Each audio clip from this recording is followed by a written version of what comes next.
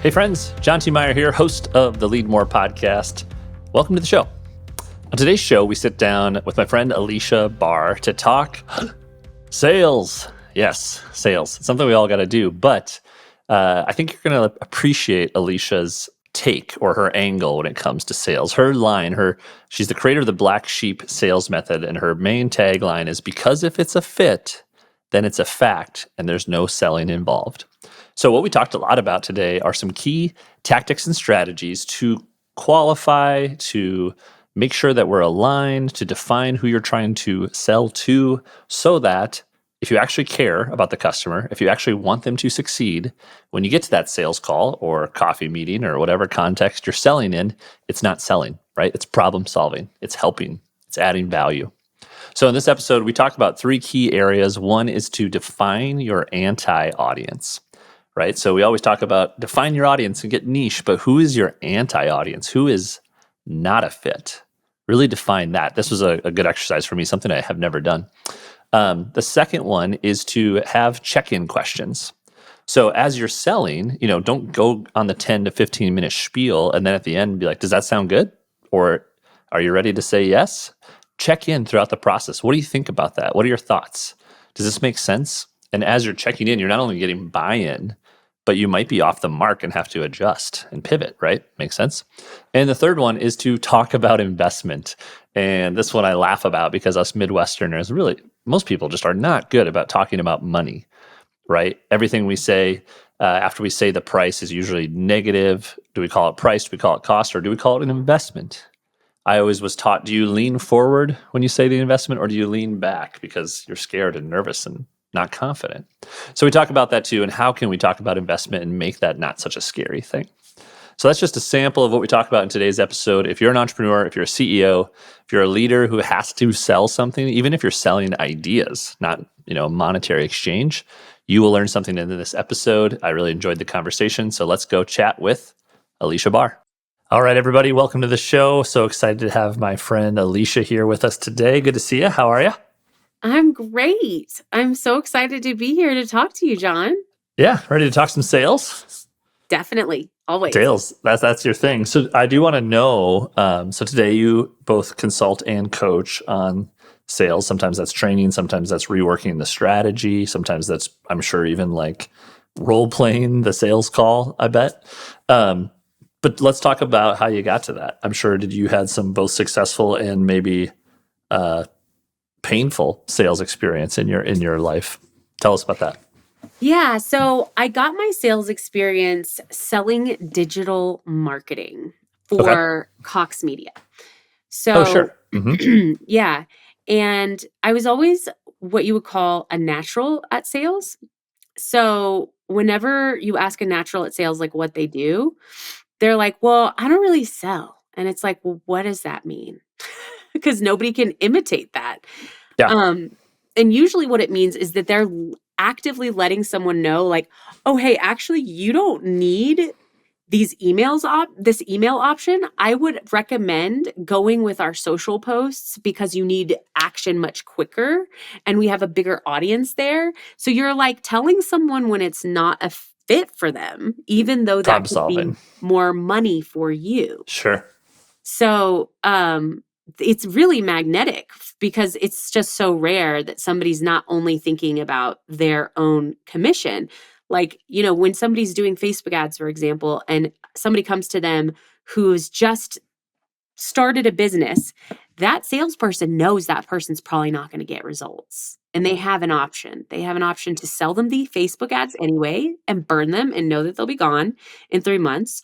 Or they can tell them, what I would do is test organic marketing first. And once you figure out something that's clicking, then put money behind it, unless you have a ton of money to waste. And that person is going to that prospect is going to refer people, is going to come back. It's just a very different mentality. And it's it really boils down to just actually caring about the other person. So that's interesting. So when you said natural, or is that what you said, the word you used? Yeah. I was thinking like extrovert, charismatic, like some of those things, but you're saying naturally good salespeople truly just care about helping their customer or lead or prospect. Yeah, they're like telling them not to buy their stuff if it's not in their best interest. Yeah. And then the alternative of that is that if it is in their best interest, they have a lot of conviction and Sure. confidence and passion about it, which is contagious Okay. because they're not going to do that unless they're truly like, this is going to be a fit. Yep. So, like, I got my experience as a digital account specialist on a bunch of print accounts and going after new business too. And so I would work with a ton of different reps and a lot of different accounts like automotive, real estate, small business, retail. And that allowed me to experience a lot of different levels of conversation and a lot of different types of prospects, like a lot of weird experiences. Automotive is a weird clientele. Okay. They're like stuck in the 80s. So anyway, I ended up making my own marketing agency Hmm. because I was tired of us making promises to clients that we didn't deliver on, which is just like classic for any large company. Yeah. And I was like, I'm going to do it better, right? And so I had my own marketing agency for 4 or 5 years, which was really helpful actually for a sales context because usually the two are so separate, but it really brought the two together for me. And I also, when working with business owners, saw how horrible the sales training is. Yeah. Like, Or if lack of, like, doesn't exist, right? yeah, well, nothing exists that feels aligned Sure. or good. It's all very generic or it's based on psychological tricks that manipulate someone into moving forward. Um, Maybe because they don't know how to customize it to someone. So these psychological tricks, no matter who you're selling to, they work or something like that. But if you're selling something quality, there's no reason to trick or manipulate someone into buying it. Like, why would you? Yep. Yep. A lot of business owners are like, I'm a good person. Like, I just want to take care of my clients. And they have to learn how to sell, which is a completely different skill set. And it is a lot just like a regular conversation, but you also have to be able to ask questions that are moving the conversation Mm-hmm. forward. Yeah. Um, That's a lot of it, right? Like unpacking to be able to then say if it is or isn't a fit genuinely, you have to first ask the right questions, right? To decipher that. yeah. And to untangle whatever's going on in their head. So, Sure. like, for example, I was just talking to somebody who was like, I'm having calls with people. I don't even know who these people are. I'm wasting my time. I don't know if I'm supposed to be talking to them. And I'm like, yeah, that's really frustrating, right? You like don't have anything predictable in place. And she's like, okay, I think I want to do this. I want to create this system. And I'm like, well, what's the alternative? Are you just going to keep meeting with people and wasting your like that sucks. She's like, Mm-hmm. okay, you're right. So it's that ability to also say like, what is it that you really want? Like, I understand that everybody's like, ooh, but what if I don't invest? So what does it look like if you don't invest? Yeah. So those Yeah. kinds of questions too are it's a different kind of skill set. I saw a woman trainer talking about this recently. It was like, women make the best salespeople because they can tell when someone's lying. Like they have these red flags. They're like, this doesn't add up. And they like dig in and stuff. I was like, that's an interesting take on it. Yeah.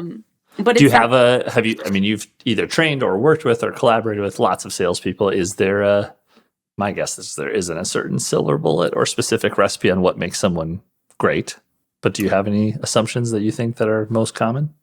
well, for my process, empathy and curiosity Okay. and passion are the three characteristics that are going to make the biggest difference.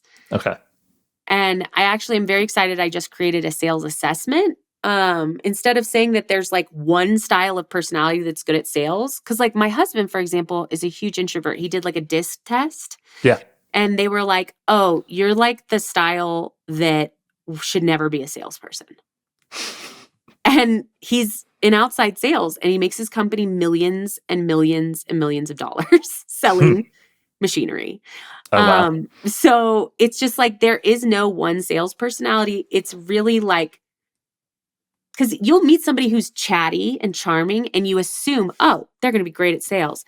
They come in, they're mediocre. It's because that person needs structure to their conversation instead of just chatting and charming and small talking, It's like, where does that end up? Yeah. And the small talk, the person who doesn't like small talk and isn't chatty and charming needs to have some ways to build connection still. So I'm excited about the assessment because each personality has strengths to lean into and then also like gaps that they can fill. Sure. So it's not so much that there's like this personality that's the best. They all have their own, even like the silent person. Silence is very powerful. Mm-hmm. Making the prospects sit in that silence a little bit and think. Well, yeah, they can reflect, and so much of it is like not making someone feel forced to act like someone else. Like, what if you can just be more of yourself and then add these little things, So anyway, after seeing how bad the gap in the market, basically, I started doing sales. And when I first started working with people, I didn't really know what I was doing, but I would explain to them what I heard that they were offering, for example. And they'd be like, "Oh, I like the way you said that." Yeah. And I'd be like, "Okay, well, why don't I just write it down for you?" And like, also, are you asking these questions? And they're like, "No." And I'm like, "Let me write those down for you too." Yeah. And then I realized that this was kind of like my talent or my thing was to create a framework that's custom to the person that they can use as like a way of communicating their value in a impactful and concise way that makes somebody want to say yes. And then after doing so many of those, I also realized that there was a serious pattern to how I was laying these out. So there's a lot of messaging and sort of structuring of the offer, and that also, besides just coaching them on how to sell things. There's a lot soft skills to that. Yeah, there's the systemization, the strategy of the system of it, like what somebody sees beforehand. That's the marketing skills coming into play. Mm-hmm. And then like how we're continuing that conversation inside the sales conversation. Because so often like lead gen is different from the sales conversation and they need to be cohesive.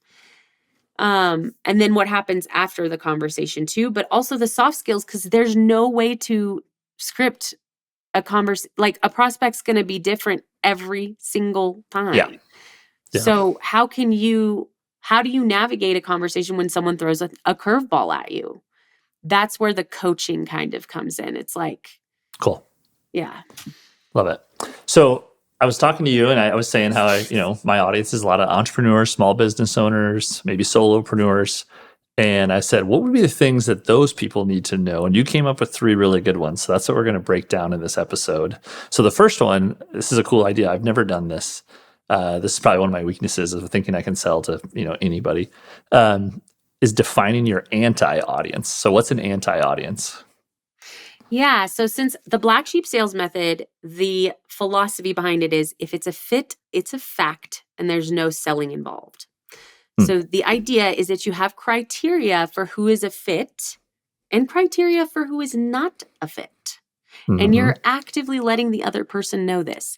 So a lot of people have been told they need to niche down. And so they usually know their niche, right? But they don't know, like in your sales conversations, there are patterns in people who say yes and people who say no. And there are patterns in people who are happy with their results and people who are not happy with their results. Yeah. And so, for example, like with you, John, what do you see in those patterns?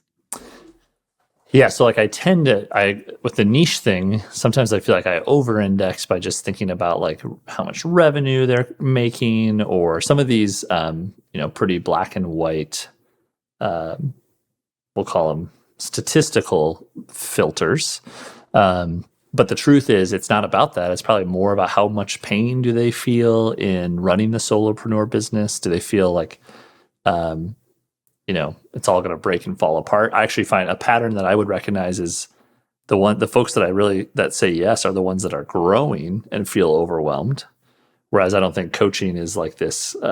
It's almost too late if your business is falling apart and then you decide to hire a coach. I mean, coaches can help, but that's probably not my specialty. A pattern would be someone that's feeling like they're overwhelmed because of all the sales that are happening, all the growth that is happening. So that's one pattern. I think certainly with coaching, unlike maybe my previous business, I gotta get them on a phone call or a Zoom call. No one's like add to checkout. Bye. Now I'll meet this coach on my first call type of thing. Just doesn't work that way. So those are a couple of those. What are you talking about? Yeah. So I mean, the reason they need to talk to you is that like coaching is such a interpersonal relationship. Yeah. Like we need to make sure that we're like-minded, that we have similar, Yeah, I always say vibes matter for coaching. They really do. There is a pattern in what you were saying, like basically you're not somebody's Hail Mary. Yeah. If somebody's looking for you to be their Hail Mary, they're not a fit. Mm-hmm. You're not the last ditch effort. So you can communicate that and even ask questions in like when they first make a meeting, how difficult is this challenge for you? And then like an option can be like, this is my last effort.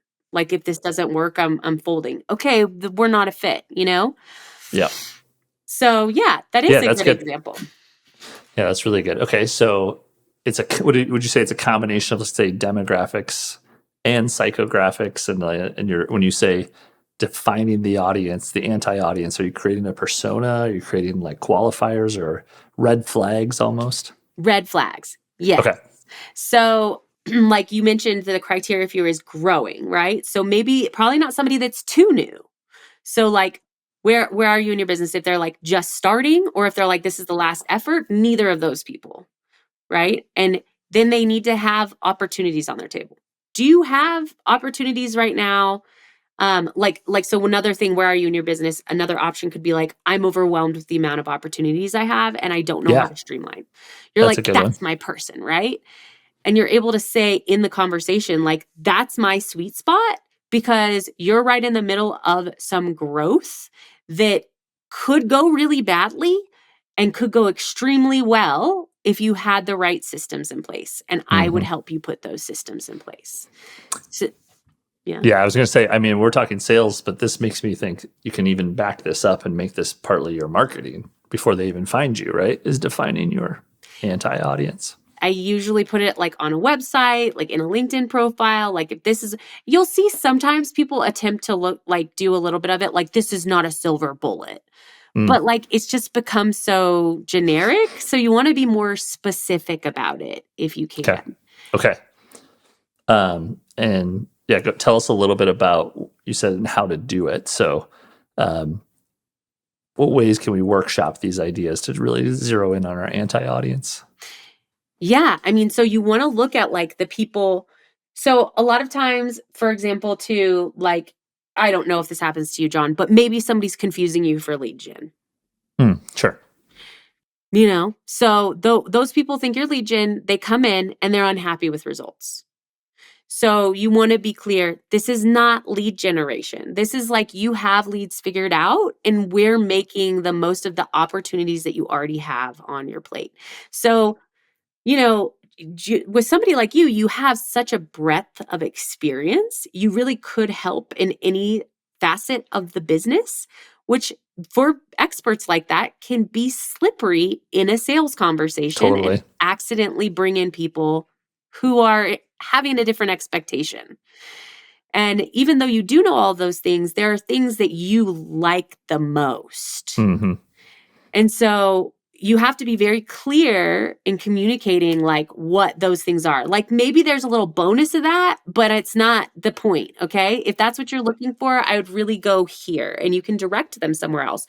So whenever you identify these patterns in like clients that are happy, clients that aren't happy, clients that came in and clients that didn't come in, you can put them on your book a meeting form.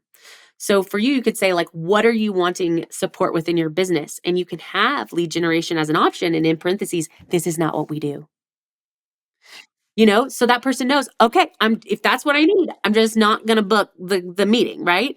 And then you can even send some type of message ahead of time because really a big thing for you too, John, is the mindset. So I know that a lot of times people are looking at what you're talking about as like maybe a nice to have instead of a need to have. Yep. So communicating in some communication before the call, like, what difference does this make in your business? Well, the difference is 90% retention or 20% retention. How much is a client to you? Like, the difference is taking 5 hours to do something or taking 1 hour to do something. What do you do with all those other hours? So kind of like shifting that mindset ahead of time so that the person can come to the call with the right understanding and context for what you do, and being able to say in that same video, if you're looking for lead generation, it's not me. I would go ahead and, cancel this call right now. If you're in the very beginning of your business, that's not me. If you're the type of person who has a lot of opportunities on your plate and you're overwhelmed, I cannot wait to talk to you Yeah, that's so about much stronger. this scale that we're about to achieve with a few simple systems or whatever. So you can do that that's in good. that. Yeah. And then you can do it also in the sales conversation. You can say, well, I don't see any red flags here. Like, this is your last step. You're totally like burnt out in that capacity and don't have, the capacity to try anything new. I don't see, you can let them know what the red flags are so they can self-identify. Oh, that's not me. The same way how in the communication ahead of time, they're like, oh yeah, that's not me. I am the person he said. Mm-hmm. Yeah, that's good.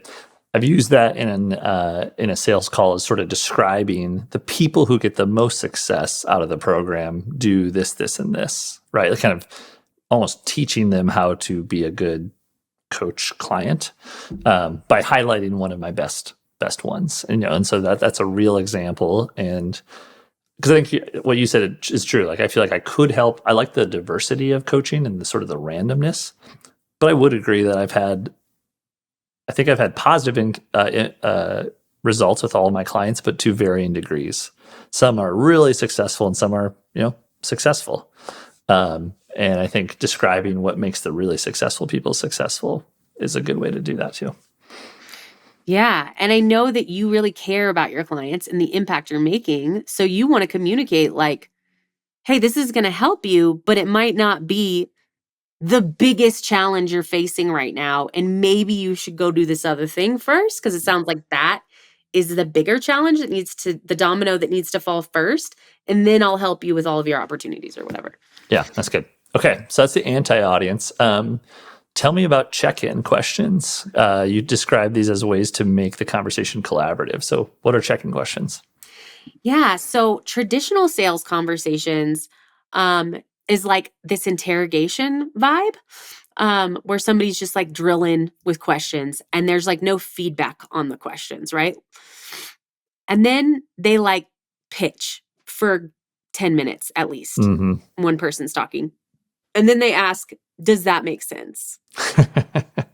Or like, do you have any questions? And does that make sense is an automatic yes. People say it without even thinking. Like, have you ever had somebody say that made sense? They confirmed it many times, and then they asked a question that made it very clear that it did not make sense. Yeah. So you're not getting any information that's actually valuable to the sales conversation. So ideally, you want to have check-in questions that are going to allow the other person to reflect on what you just said, and as a result, retain it better. Yeah, so like, that's good. For you, John, for example, you could be like, well, the first phase is understanding your current clients and what it takes to fulfill those services and which parts of those services need you and which parts can be handed to someone else. Mm-hmm. Have you ever done that before? And they can say, you know what? I haven't, and they'll remember because you didn't just keep going and explain all the other stuff, which makes it really hard for them to remember anything. And at a really basic level, it's like people will say all this stuff and they'll say, does that make sense? Or do you have any questions? At no point are they like, do you want it? Do you like that thing? Does it resonate with you? Does that sound like something you need? Would that be helpful? Does that line up with what you had in mind? All of those kinds of questions are going to give the person selling a lot more insight into, okay, this is lining up for the person. Or if they're like, no, it's different from what I had in mind. Okay, what did you have? Like, you're able to have that discussion. Yeah, it's almost like if you get a yes on that check-in question, you're sort of stacking the yeses or building that buy-in. But even if you get a no, like, actually, I don't have that problem. Now you have space to adapt your what comes next, right? Or whatever the question you want to ask after that. Yes. And like 2 check-in questions that I really recommend no matter what is that different from what you've done before? Mhm. If they say no, we need to dive into that. Well, what do you mean? What's not different about it? If it doesn't feel different, then they're not going to want to do it. Yeah, gonna And sell the same thing. Yeah. yeah, and does it feel more effective? And if they say no, let's talk about this. So it's this type of proactive, it's like objection prevention, because they're going to be a lot more open to that conversation early on than at the end of the conversation when you're coming from like a defensive place. Or honestly, there's so many points that they were unclear or confused about what you were saying that they can't even bring them all up and say, well, this sounded like something I've done before. So you don't even know what the objection is. Mm-hmm. They're just like, let me think about it. So asking check-in questions is going to allow you to proactively overcome objections, have a collaborative conversation about them, and leave space for like, maybe it is valid. Maybe they haven't done it. They have done this exact thing before and it didn't work. And for that reason, it's not a fit. And that's totally okay. Yeah. This may be more tactical, or maybe it's more of an adaptive process, but do you stack those check-in questions back to back? Do you sprinkle them throughout, or how do you recommend those come out? Sprinkle them throughout. So after Okay. each chunk of what you're explaining, you want to have a question that allows them to reflect on it or gives you information that's going to help you adjust moving forward. Okay. Makes sense. Cool. Yeah. That's great. And so I suppose I'm sure there's some tried and true ones, like you just said. Is that different? Does it feel more effective? I suppose there's some that are specific to your product or service. Yeah, perfect. Those are great. Okay. This is a good one. I love this topic. The third one you mentioned was discussing investment. So we're talking about the price, and I know I even loved how at Lemonly we always said, we don't say price, we say investment, right? We don't use that P word. So people just, it's just like money, even talking about money or joint bank accounts. Like, just we as citizens aren't usually too good about talking about that. So why do we need to talk about investment earlier or more often? You're so right that it is investment, not price, not cost. And mainstream sales recommends that you are dead silent after you say the investment. And the reason that they advise this is that people feel so uncomfortable that they'll just start blabbering. Mm-hmm. So they'll say the price and they'll be like, but I mean, it's really worth it because and all these things are, and you're going to get all this stuff and and I can discount it and then I can do it like that. And they'll unsell it. There's all kinds of scenarios, and that is super valid. Keeping in the theme of a collaborative, transparent conversation, I think that it's a lot less awkward to ask, is that investment realistic for you right now? And you're going to stop talking because you asked a question. Yeah, you have to. Yeah. Yeah, you're not going to blab. And it allows them to say yes or no, or be like, yes. And you're like, okay, what's going on? And you can talk to them about, like, do you have other investments right now? Like, what are those? Does this complement those? Is this something that is better to do after those are completed? Like, it continues this just collaborative in the best interest of the other person conversation, because we're not trying to put anybody in a bad position where they can't afford a roof over their head and food on the table. So like, we want to understand if it's realistic. And so confidently and clearly say the investment and then follow up with that. Is that realistic to you? Pause. Right now. Okay. Is that realistic for you right now? Because they might say, is that say specific yes. to, right now. That's good. Yeah. Sorry, you finish. Well, do you understand why? Not right. Just want to ask the timing, because they might be like, maybe later, not right now, Yeah. Which means they still may be interested, or they don't sometimes want to admit that they can't afford that today, potentially. I was going to ask about if there's options versus one price. So if I'm like, well, we have 2 options, you can join the group coaching program or the one-on-one. It's the first investment, second investment. Can you still drop in is that realistic? I suppose you can, and just see how they respond to that. Yeah, you'd be like, are either of those realistic for you right now? Okay. Either of those investments. If you're going to offer two things that are so different like that, I would also provide a recommendation. In your case, I would recommend this because of XYZ reasons.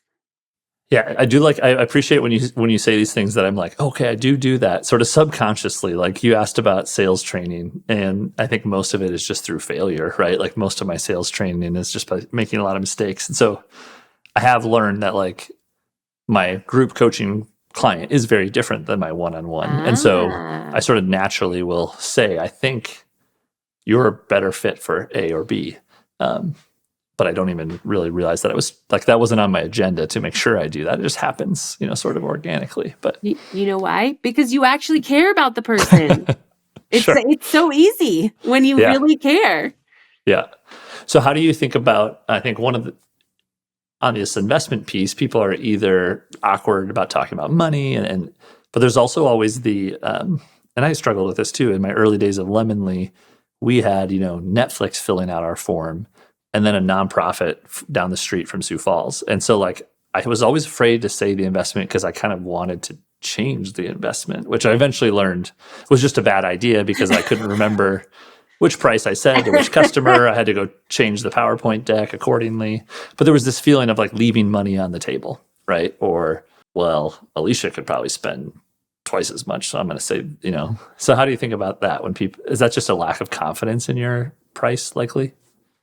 I have witnessed this, and it gives people a terrible feeling because people do talk and they'll find out that they're paying something different from that person, and it feels really, really bad.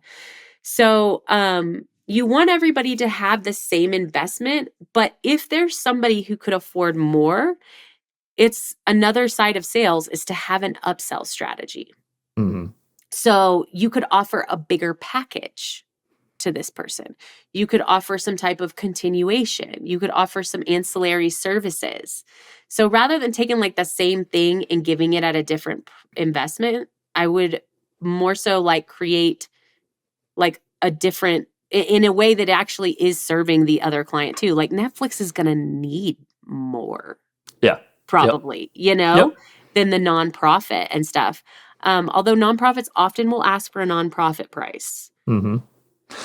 And the way I've always coached that, I don't know what you think about this, is instead of discounts, I do like add-ons. So before I just immediately say, yeah, we'll take 10% off, I say, well, what we could do is add an extra call or a support, or we'll take that infographic and then also turn it into micro content, give you more bang for your buck sort of idea.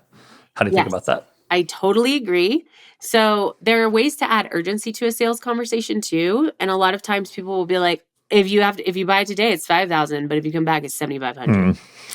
Yeah. Which is like, just leaves a bad taste in everyone's mouth. But something that could work better is to say, and if you're able to move forward today, we'll throw in this other stuff. Mm-hmm. So it's going to be the same price, it's going to be the same investment, no matter what. But we have this carrot here because we found that if we don't, it's easy to just think about it and think about it and think about it. And so if you like that, a good reason to move forward, we have this little bonus for you. Yeah.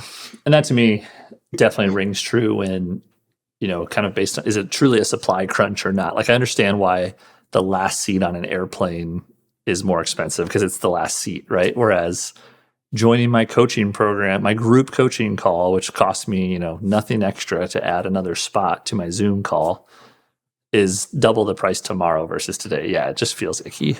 If it's the last seat, like you're going to convey that confidence. Like there's no faking that. You're like, I don't need this. I don't need this.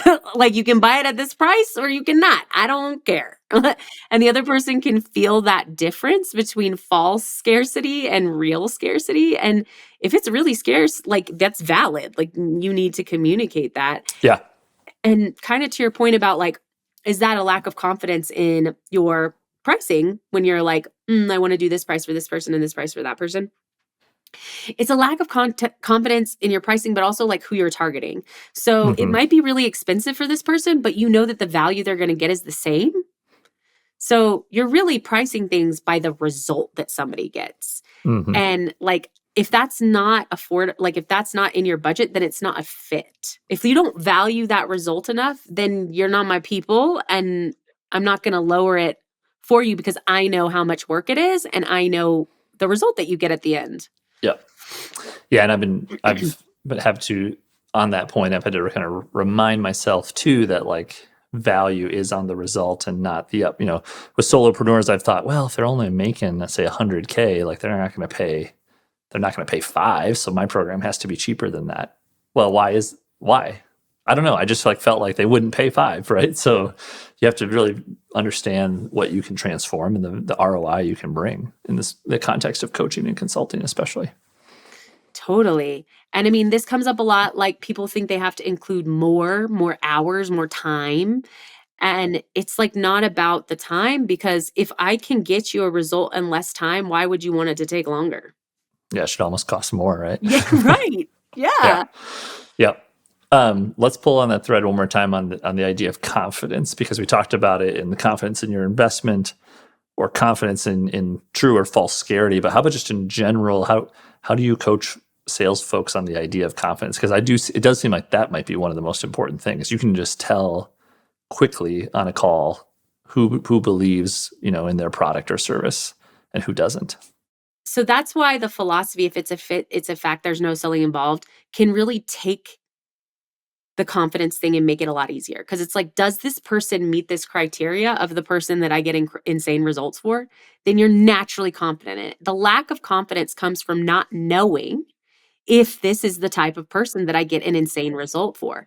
So if I just check these boxes and make sure that we're on the same page here, then I can get excited about what's about to happen for you. Now I will say that it is different. It's funny. I experienced this. I don't know if you experienced this, John. Selling something like you did at Lemonly or selling digital marketing for another company feels very different than selling your brain, like your expertise. Mm-hmm. So when I first started selling my sales messaging and strategy, I was like nervous I felt weird. Like I didn't feel as confident in it because I was so personally attached to it. I would agree with that. When I was selling for someone else, I was like, I want to work with you. Let me know how I can make that happen. I'm not going to be shy about it. I think we can do stuff for you. Win-win. Let's roll. Like, do I need to bribe you? I don't mind bribing. Let me know what you would like. Like, and then 100%. When it was just me, it was like, oh my God, like, am I going to be able to really deliver on this promise? And so what can help a lot with that is just getting super clear on the criteria. And if you don't know yet, because you're more in those beginning stages, you can say, you know what? I'm more in the beginning stages. I believe I'm going to make a big difference for you. But since I'm not totally sure, it's kind of like a beta thing. We'll go in at this beta investment. Yeah, and everybody's on the same page and there's less pressure. So you don't have to just like have this super high price and act like everything's figured out. You just can be transparent with someone. Yeah, I like that. Yeah, I think especially since I was the CEO of the company, I had hired these people. I spent so much time building them up, right? And I wasn't the one making your infographic, so it was easy for me to brag about how great they were. I sold it, they did it.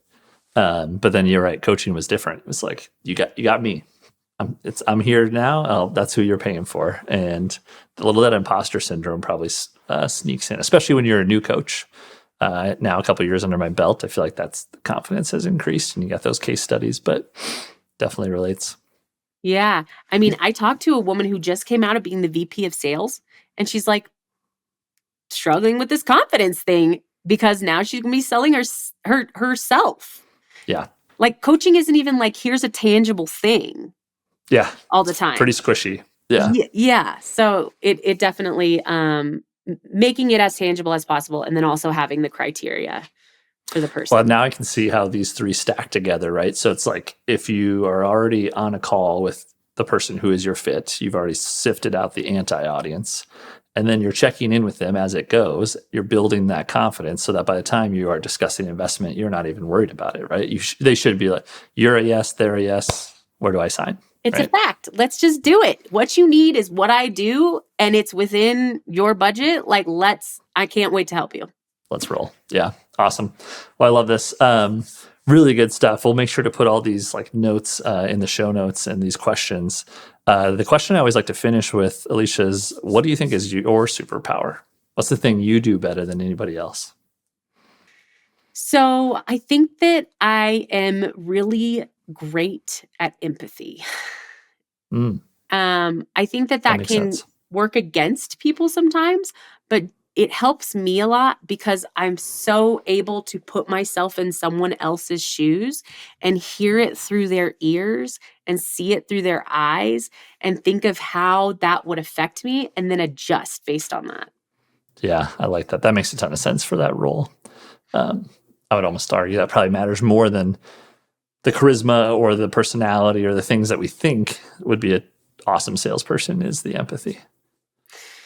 That's what I found, and I think it is getting a lot more popular, to say that empathy should be part of a sales conversation rather than, like, psychological, tricks or whatever, because ultimately is, like, understanding what this person wants and needs, and do I have that, and how would that person want to hear it? Yeah. Okay, Alicia. So if someone's listening and they feel like, gosh, my team or myself needs a little help on my own sales strategy, where do we get in touch with you? Yeah, so Aleashabahr.com is my website, and I also have a podcast, Sales is Not a Dirty Word. The solo episode, How to Sell Like a Natural, is a great starting point to Okay. understand if like we're aligned in our philosophies and it sounds like something you could implement and feel good about. And there's lots of next steps available after that. Perfect. So we'll put that Aleasha Bahr in the show notes as well. And thanks so much for coming on the show. I learned a lot today, so I feel like if I learned something, then hopefully our listeners will too. That's so great to hear, John. All right, you take care, Alicia. Okay, thank you. All right, that's another episode of the Lead More podcast. Thanks, Alicia, for coming on the show, for telling some great stories, for sharing your wisdom. For all of you who are listening, I want you to know we now are doing the Lead More podcast. Really, the Lead More podcast or the Lead More YouTube show, whatever we want to call it, have sort of blended together. It's a video podcast, video show. I don't know what words we use, but whether you're watching on YouTube, please go out there and click subscribe. It's a big focus of ours this year. YouTube.com/John T. Meyer _. Or if you're watching on Spotify, you can actually click the little star. You can give us a 5 rating. We now have video into the Spotify podcast player. So you can see these people's faces. You can look at me, make a fool of myself, right? So you can check out all the cool books in my office. So whether you're listening on audio or you want to upgrade to the video, check us out, Lead More Podcast on Spotify or wherever you listen to your podcast. So with that, friends, take care and be well.